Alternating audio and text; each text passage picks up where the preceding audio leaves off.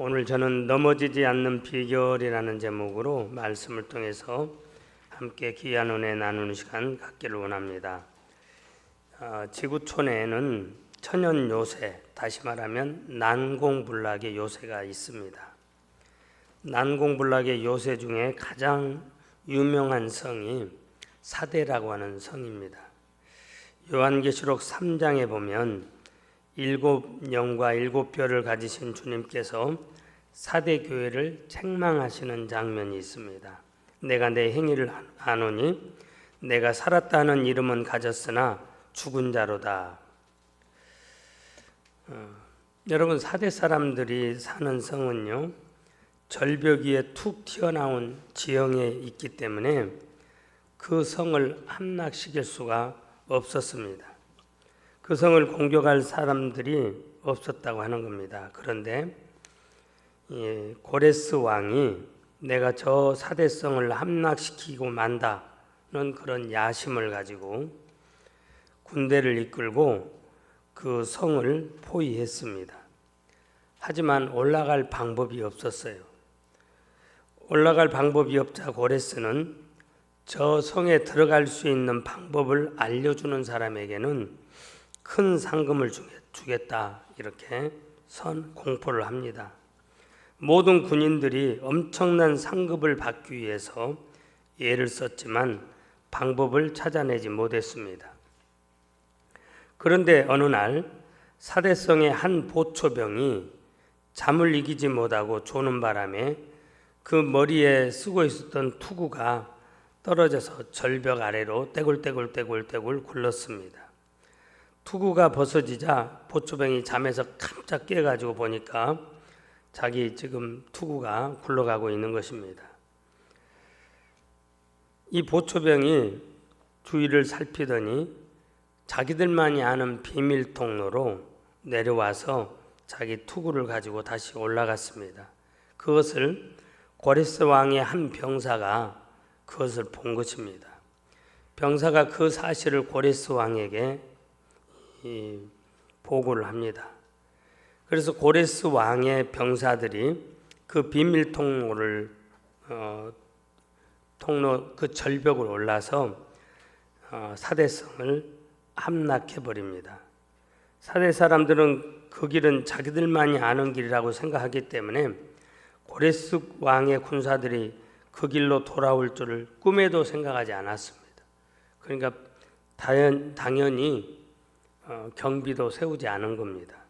그러나 그들은 그 길로 들어온 군사들에 의해서 성이 함락당했습니다. 여러분, 섰다고 생각한 사대성이 무너졌다고 하는 겁니다. 오늘도 마찬가지입니다.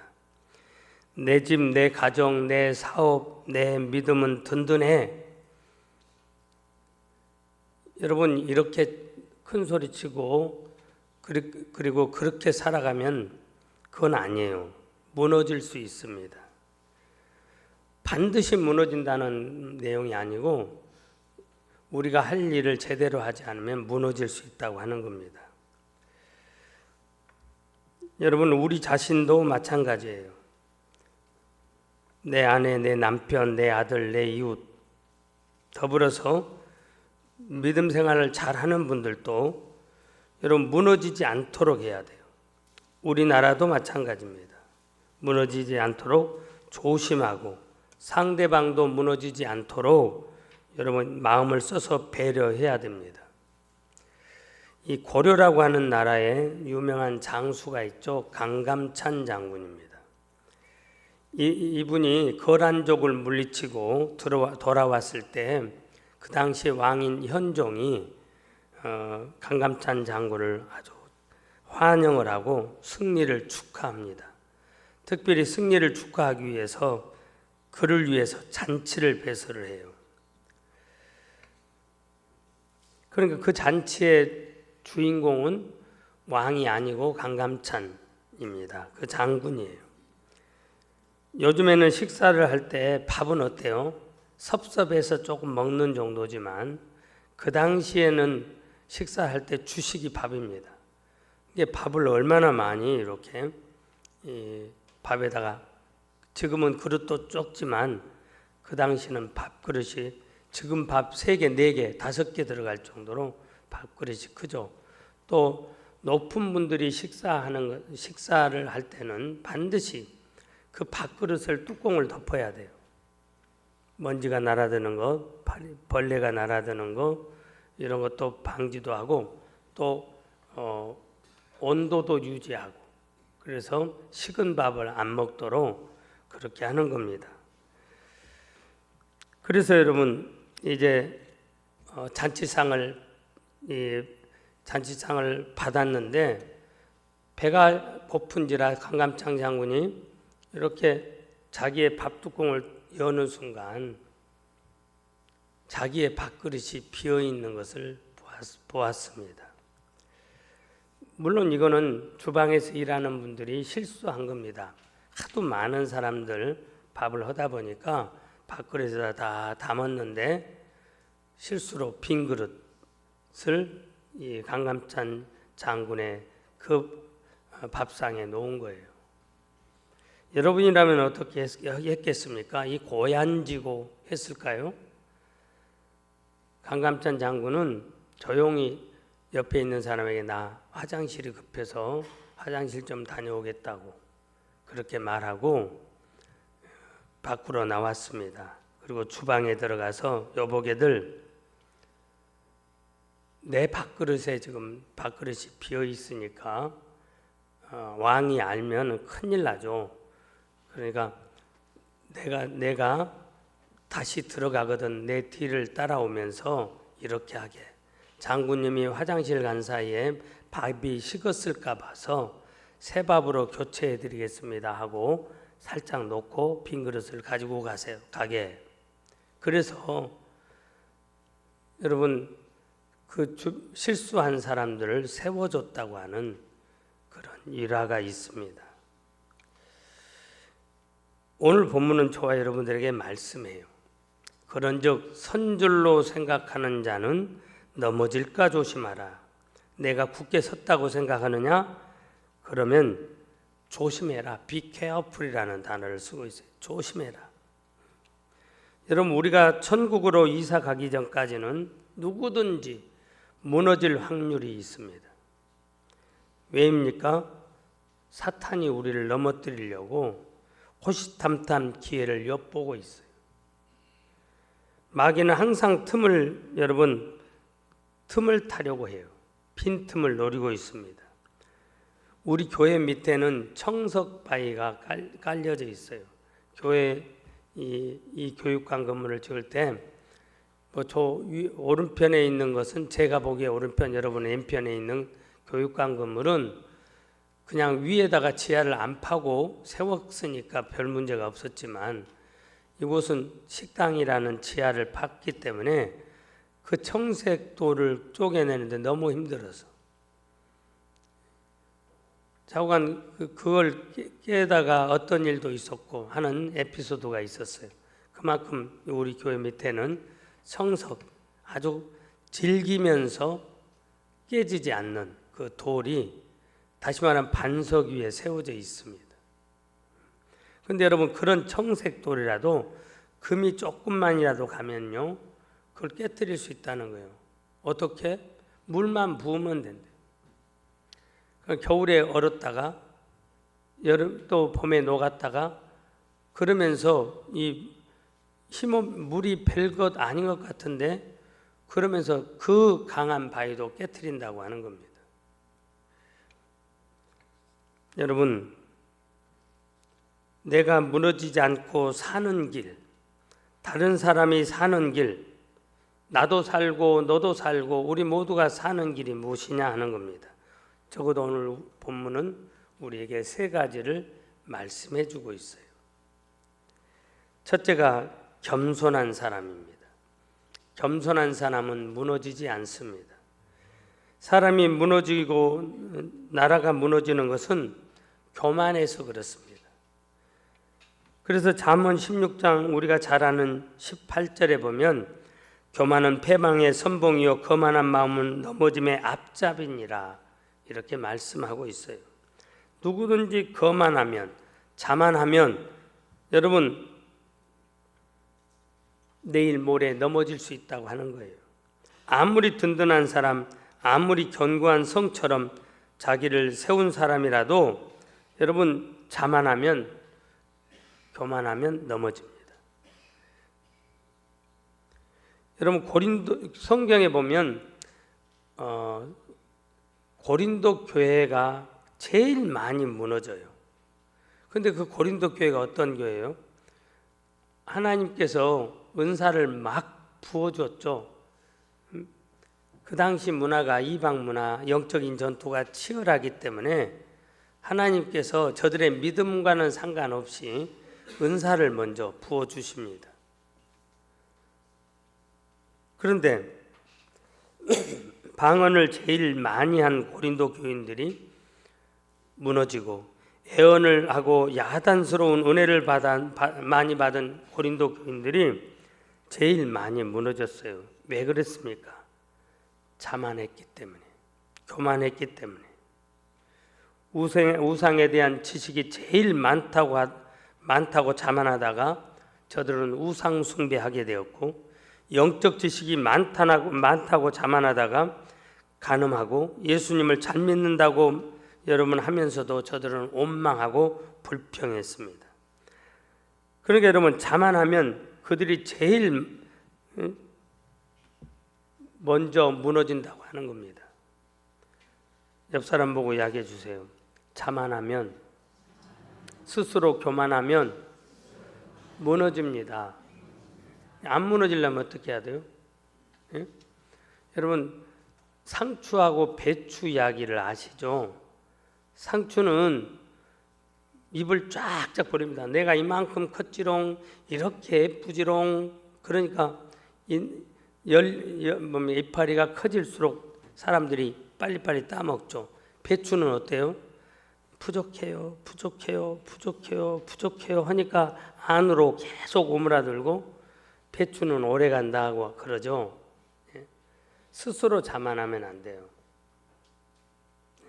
하나님이 제일 싫어하는 사람이 자만하는 사람, 스스로 교만한 사람. 나 정도면 됐지, 내가 최고야. 입술로는 나는 겸손합니다, 나는 부족합니다 하는데 사는 모습을 보면 진짜 교만해. 하나님은 겸손한 자를 세워주시지만 교만한 자는 여러분 물리치십니다. 그래서 겸손해야 돼요. 창세기 11장에 보면요, 여러분 바벨탑 사건이 나오죠. 저들이 바벨탑을 왜 지었느냐 하는 겁니다. 노아 시대 때와 같은 이 홍수를 하나님께서 다시 주셔도 우리가 망하지 않도록 하자. 하나님 없이도 우리가 하늘 끝까지 오르도록 하자. 그래서 여러분, 저들이 지금 탑을 쌓아가는 거예요. 근데 여러분, 하나님이 바람을 통해서 훅 불어서 무너뜨리신가요? 아닙니다.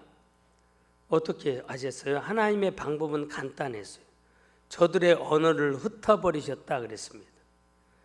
그러니까 서로가 말하는 것이 알아들을 수가 없어. 언어를 흩어버리시니까. 그래서 아니, 망치 가져다 주라고 그러는데 삽 가져오고, 낫 가져오라고 그러는데 또 망치 가져오고, 이러다 보니까 싸움박질해서 스스로 무너진 겁니다. 여러분, 하나님을 떠난 마음, 하나님을 의지하지 않고 자만한 마음, 이 교만한 마음으로 하는 일은 지금도 바벨탑이 되는 것을 여러분 기억하시길 바랍니다. 역대하 26장에 가서 보면요, 여러분 거기 우시야 왕의 사건이 나옵니다. 우시야 왕은 어떤 사람이에요? 16살 때 왕이 되어서 52년 동안 나라를 통치를 해요. 여러분, 하나님이 도와주셔서, 다시 말하면 그 옆에 스가랴 선지자, 오늘로 한다면 목사님이, 스가랴 선지자가 옆에서 늘 왕에게 조언을 했어요. 그러니까 그 스가랴 선지자가 조언한 대로 겸손하게 할 때는 나라가 부강했습니다. 잘 산업이 번영하고 군사력도 증가가 되었어요. 또 하나님께서 그들에게 창의력도 주셨고요. 그래서 무기도 만들게 했습니다. 기계를 작동하면 큰 돌이 여러분 적에게 뻥 날아가는 신비한 무기도 개발을 했습니다. 나라가 그렇게 강성해진 것은 하나님께서 그러죠. 하나님께서 도와주셨기 때문에 기이한 도우심이라고 성경은 기록하고 있어요. 여러분 지금도 겸손히 우리가 순종하면 하나님의 기이한 도우심이 있습니다. 믿습니까? 그런데 여러분 나라가 강성해지자 우시야가 거만해지기 시작합니다. 어떤 죄를 범합니까? 제사장만이 성소에 들어가서 분향을 해야 되는데 제사장 그 당시에 아사랴가 이 80명의 제사장들과 함께 따라 들어갔다가 지금 그 장면을 본 거예요. 그래서 왕이시여 지금 왕께서 하시는 일은 잘못입니다. 이것은 아론의 자손인 제사장들만이 할 수가 있는 일입니다. 이렇게 지적을 했습니다. 여러분 제사장만이 할 수 있는 일을 우시야 왕이 옳건 행위를 한 겁니다. 그러면 그때라도 우시야 왕이 내가 잘못했습니다. 내가 잠시 깜빡했습니다. 내가 실수했습니다. 여러분 그랬으면 얼마나 좋겠어요. 그런데 우시야 왕이 발끈합니다.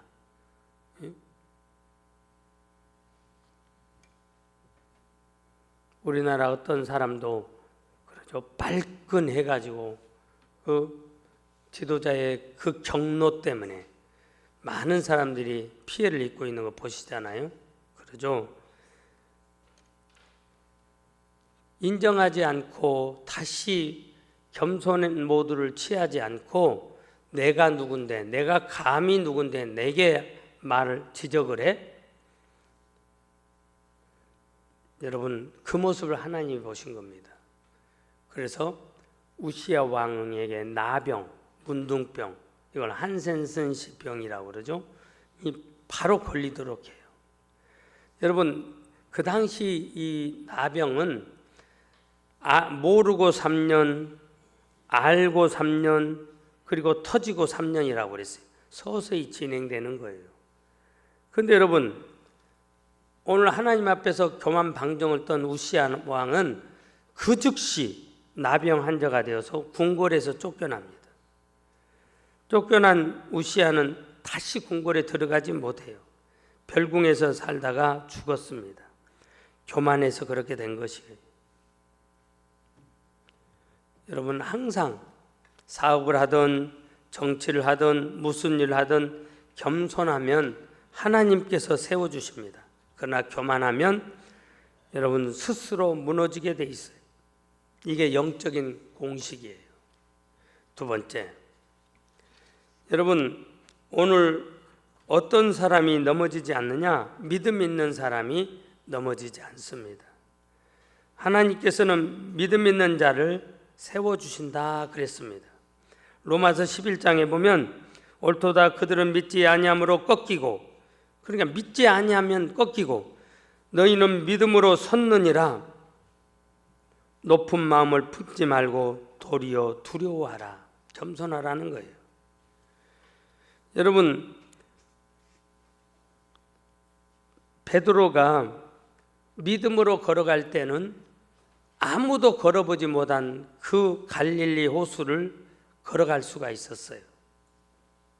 그런데 믿음이 떠나 의심하는 순간, 두려워 떨 때 그는 물속에 빠졌습니다. 마가복음에서 보면 여러분 거기 소경 바디메오가 나와요. 내가 너에게 무엇을 해주기를 원하느냐? 주님이 바디메오에게 말합니다. 디메오의 아들이란 뜻이죠.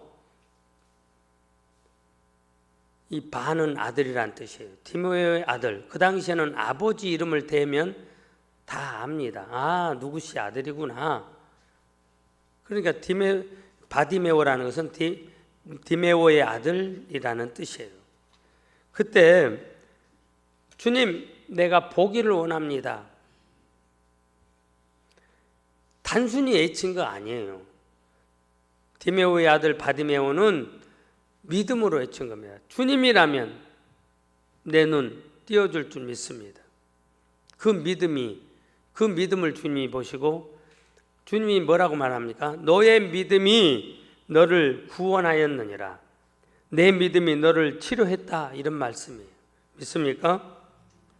그 즉시로 바디메오는 여러분 눈을 뜨게 되는 하나님의 은혜를 체험하게 되어집니다. 믿음이 있으나 여러분 믿음이 있는가 믿음이 없는가 하나님은 우리를 보십니다. 왜? 믿음 있는 자를 세워주시고 믿음 있는 자에게 하나님의 구원의 길을 열어주시기 때문에 그래서 믿음은 바라는 것들의 실상이다 그랬습니다. 여러분 오늘 믿음 있는 사람은 하나님을 기쁘게 할 뿐만 아니라 믿음 있는 사람은 하나님의 영광을 보게 되어집니다. 그런데 믿음의 공식이 있죠. 하늘에서 떨어지는 거 아니에요. 믿음은 하나님의 말씀을 들을 때 하나님이 주시는 선물입니다. 말씀을 들을 때 그 말씀이 믿어지는 거예요. 하나님에 대한 신뢰가 생기는 거예요. 우리는 어떻게 해요? 하나님 먼저 체험하게 해주세요. 먼저 보게 해주세요. 여러분 우리는 그렇게 말해요. 그러나 하나님은 미동도 하지 않습니다. 하나님이 보기를 원하시는 것은 우리의 믿음을 보기를 원하시고 네가 믿음이 있으면 네가 구하는 것 실상으로 나타나. 그러니까 여러분 말씀을 가까이 하고 늘 말씀을 듣고 그러죠. 말씀을 되새김질하고 말씀 안에서 살아가면 반드시 내 안에 믿음을 통해서 하나님이 역사하게 돼 있어요. 믿음은 들음에서 나고 들음은 하나님의 말씀으로 말미암느니라 말씀하고 있습니다. 세 번째, 역경과 시험을 잘 극복한 사람은 넘어지지 않습니다. 오늘 본문에 보니까 역경과 시험, 유혹, 환난, 인생의 험한 풍랑을 만났을 때 그것을 잘 극복해야 무너지지 않는다 이렇게 말씀하고 있어요. 여러분 바다는요 조용하면 썩어요. 바다에는 작은 파도, 큰 파도가 쳐야지 여러분 신선한 바다가 되고 공기 중에 산소가 바다 깊숙이 들어가 깊은 바다의 물고기가 사는 것입니다. 여러분 겨울바람이 없으면 좋을 것 같은데 겨울에는 반드시 바람이 있어야 된다는 거예요. 바람이 없으면 모든 나무가 말라 죽습니다. 아니 바람이 없으면 더 잘 살 것 같은데 바람이 있어야지 자극이 자꾸 주어질 때에 이 나무 뿌리에서부터 수액이 쫙 나무 끝까지 계속해서 공급이 되어진다는 거예요. 바람이 칠 때 살기 위해서 계속해서 생명력이 공급이 되어지는 거예요.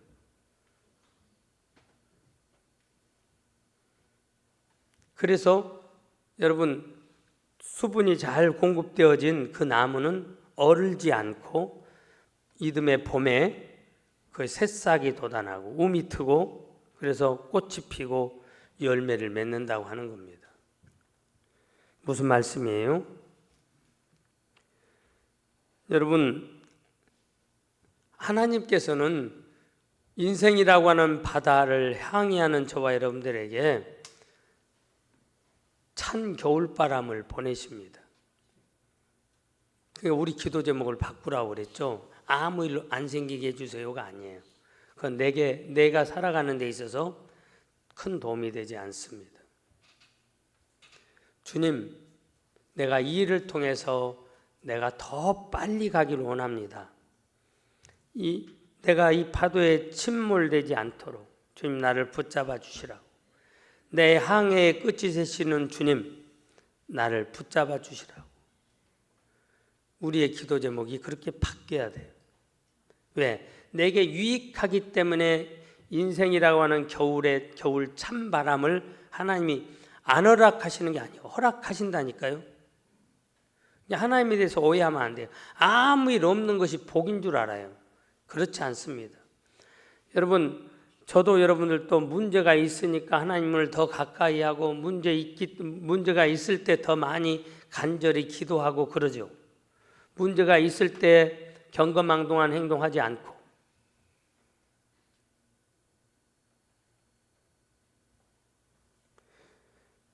여러분, 우리 인생이 똑같습니다. 너무 순탄하고 형통하면 믿음이 썩을 수 있어요. 그래서 하나님께서 우리에게 고난도, 역경도, 풍랑도 주십니다. 그래서 우리의 믿음을 훈련시키시기를 원하시는 거예요. 믿습니까? 여러분, 시편 기자가 우리에게 그것을 대별해 주고 있어요. 뭐라고? 고난당하기 전에는 내가 그릇 행하였더니 고난당하고 나서 이제는 주의 말씀을 지키나이다. 무슨 말입니까? 고난당하기 전에는 죄를 짓고 막 살았는데 고난당한 다음에는 정신을 바짝 차리고 말씀대로 살게 되었다는 그런 뜻이에요.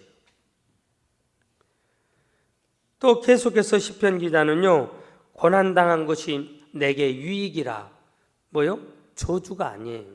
유익이라 그랬습니다. 이로 말미암아 내가 주의 율례들을 배우게 되었나이다. 무슨 말이에요? 고난당하기 전에는 성경도 보지 않고 그러죠. 내 마음대로 내 뜻대로 막 살았었는데 고난당하고 보니까 내가 의지했고 내가 시간 투자했던 것들이 내 인생에 플러스가 되지 않는구나. 그래서 어떤 사람은 감옥 안에서 성경을 몇십 독 하고 나왔다는 사람도 있어요.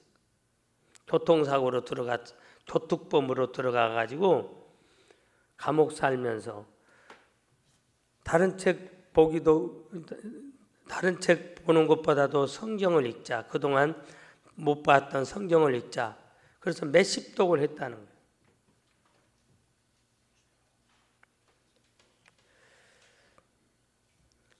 따라서입니다. 고난은 우리에게 유익입니다.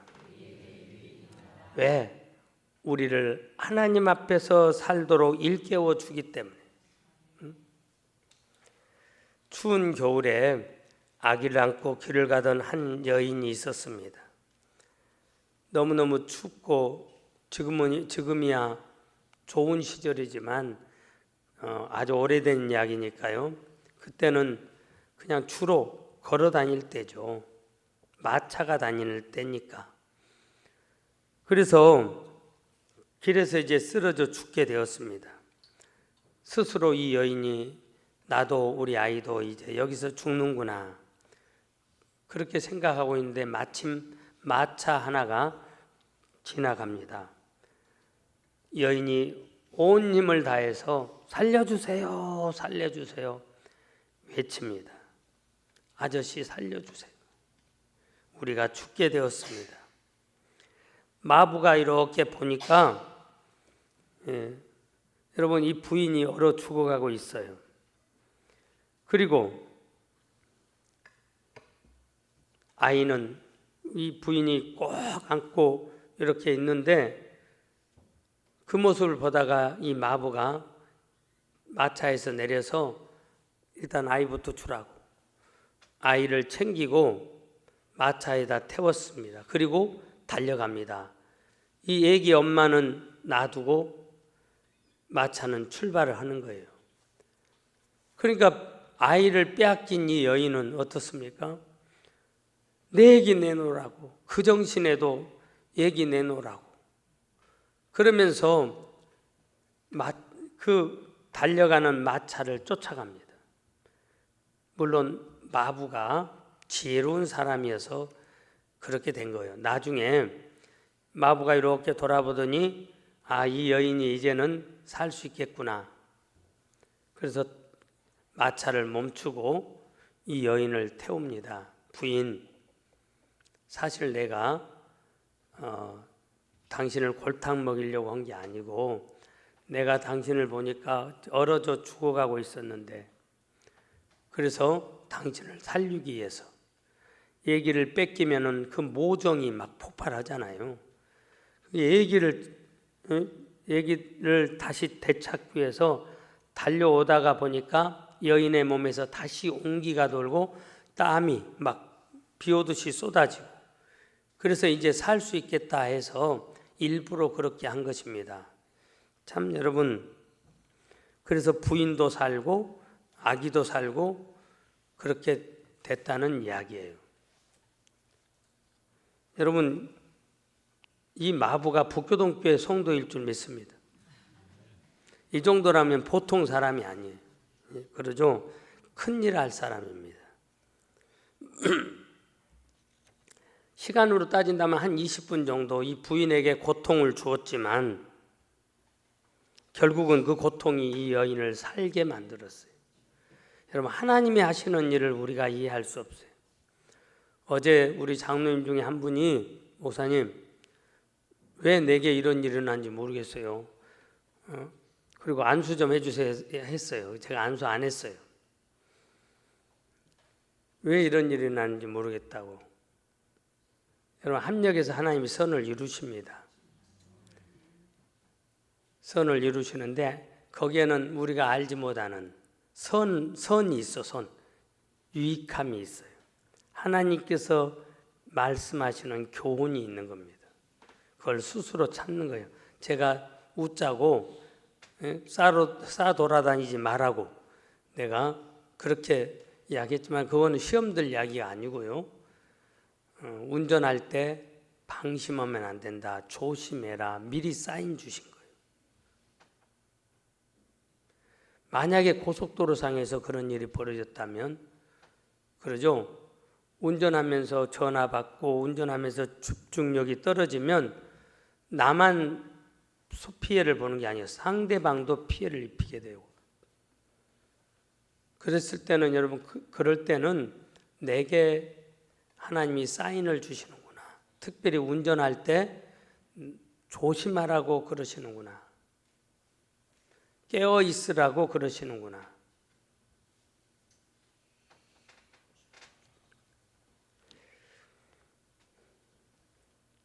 하나님께서 우리에게 어려움을 주시고 내 가정에, 내 일터에, 내 인생에 여러분 풍랑을 주시는 것은 하나님께서 무언가 우리를 훈련시킬 필요가 있기 때문에, 다시 말하면 우리를 정신 차리게 할 것이 있기 때문에, 더 나아가서 우리를 살릴 것이 있기 때문에 여러분 허락하신다고 하는 겁니다. 그때 우리가 원망하고 불평하면 안 됩니다. 믿음의 말을 해야 돼요. 주님 감사합니다.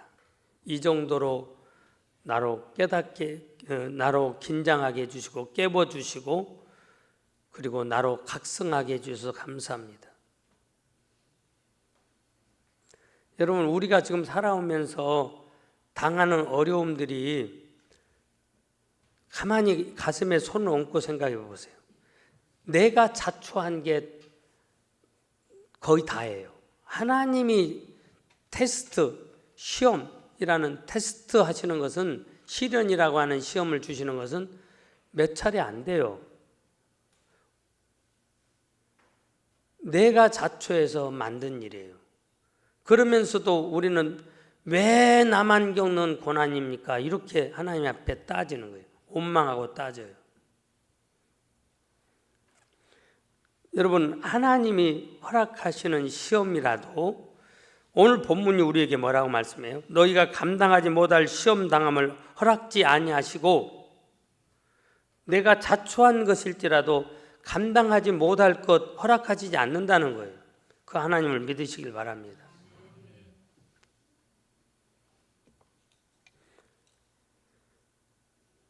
참새 한 마리까지도 아까 말씀드렸어요. 여러분, 다스리시는 주님께서, 전능하신 주님께서 왜 우리에게 황당한 일을 주십니까? 그것을 감당할 수 있는 힘을 우리에게 주셨기 때문에 그것을 허락하시는 거예요. 주님께서는 우리에게 감당할 수 있는 능력을 주셨습니다. 그리고 더 큰 은혜가 있어요. 감당하지 못할 때는 피할 길도 내어주신다고 그랬어요. 다시 말씀드려요. 정말 어려운 순간에도 이 말씀을 믿으세요. 믿는 사람은 그 상황에서 믿음의 말을 하는 거예요. 원망하고 불평하는 말이 아니고 의심의 말이 아니고 그 상황에서도 여러분 믿음의 말을 하면 하나님께서 피할 길을 내세요.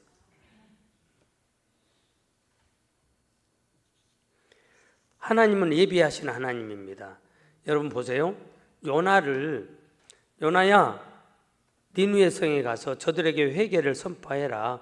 하나님의 심판이 이르렀다고 말해라. 빨리 하나님께로 돌아오라고 해라. 근데 요나가 아수르의 수도 니느웨에 가서 그렇게 하지 않습니다. 왜? 민족적인 감정이 있어. 그래서 다시스로 도망을 가잖아요. 근데 여러분 하나님이 기어이 찾아내셔.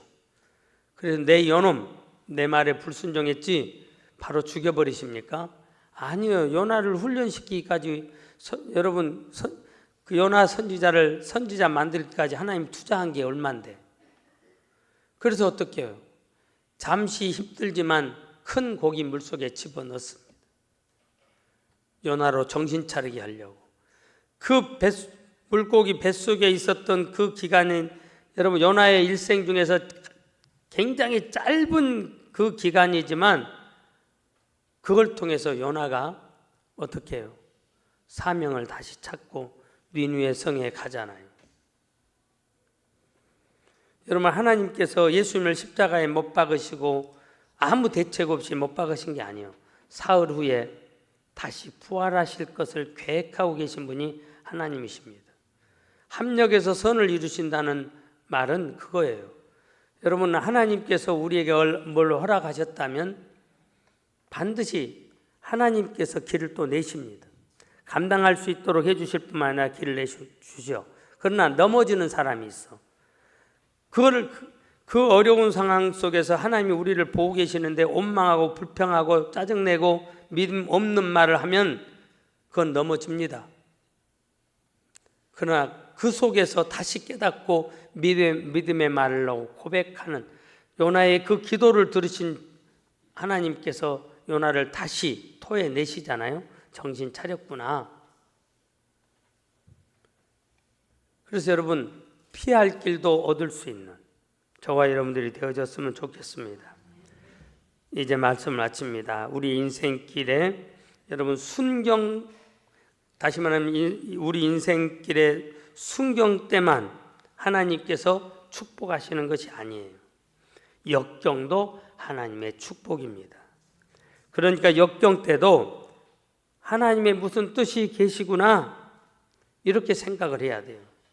역경과 풍랑을 여러분 그러니까 피하지 말고 그때는 맞서서 그러죠. 나아가면 하나님께서 붙잡아 주시고 넘어지지 않도록 해주십니다. 오늘 저와 여러분들이 그런 사람으로서 올 한 해를 교회력으로 마무리하고 사실은 대림절기 이제 시작이죠. 교회력으로는 이미 시작이 됐어요. 새로운 해 여러분 결코 믿음에 흔들리지 않는 저와 여러분들 되어지길 주님의 이름으로 부탁을 드립니다.